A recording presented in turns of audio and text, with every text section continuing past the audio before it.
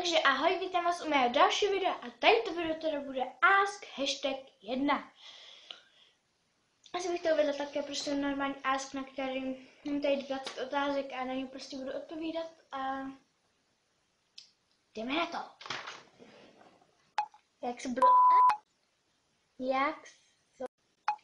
Jak se jmenuješ?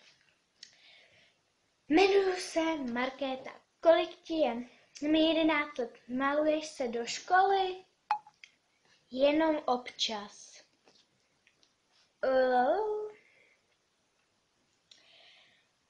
Máš BFF? Ano, mám BFF. Bydlíš v paneláku nebo v baráčku? Bydlím v baráčku. Lakuješ si nehty? Ano.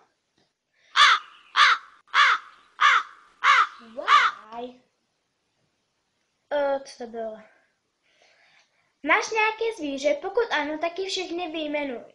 Tak mám jednoho králíka, jednoho psa, 2 křečky, teď momentálně máme 8, protože se nám narodili miminka. Pak máme 1 kočku a 2 šneky. Máš sourozence? Ano, mám. Máš svůj pokoj? Ano, mám. Teď tady momentálně v něm natáčím. Máš nějakou speciální místnost pro natáčení? Ne.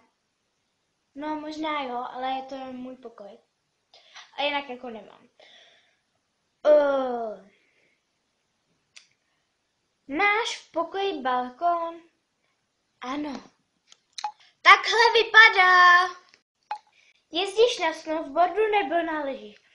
Jezdím na obým, ale naposledy jsem byla na snowboardu, takže tak no. Máš radši Bibelips nebo EOS? Mám asi radši Bibelips, protože jsem nezažila EOS, aby barvil, takže mám radši Bibelips, protože barví. A pořád dělám.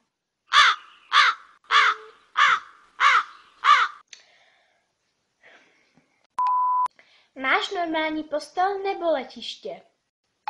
Já mám prostě takovou tu postel, jakoby je rozkládací, takže nevím, mám oboje, já momentálně jí mám teďkon.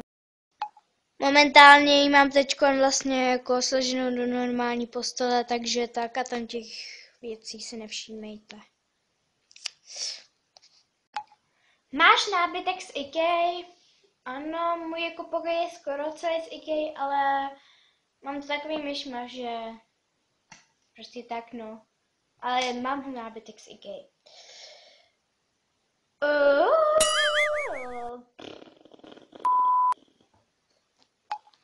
Jaké je tvoje nejoblíbenější jídlo? Svíčková. To je snad nejlepší jídlo na světě snad. Máš uklizený pokoj? Ne.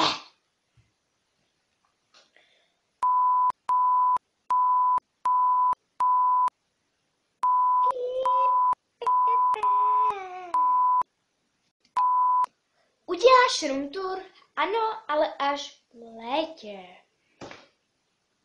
Kolik máš v pokoji voňavek? 2, 4, 6.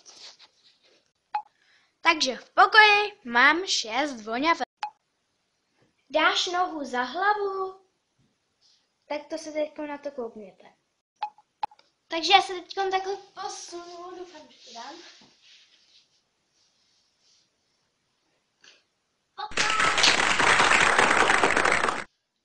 Jo! A to by bylo teda celé video, doufám, že se vám líbilo. Pokud ano, tak mi určitě dejte like, pokud ne, tak ho dislike. O to si nic nedá dělat. Možná se tak zlepšit. A budu ráda za odběr a za nějaký ten koment. Takže pa!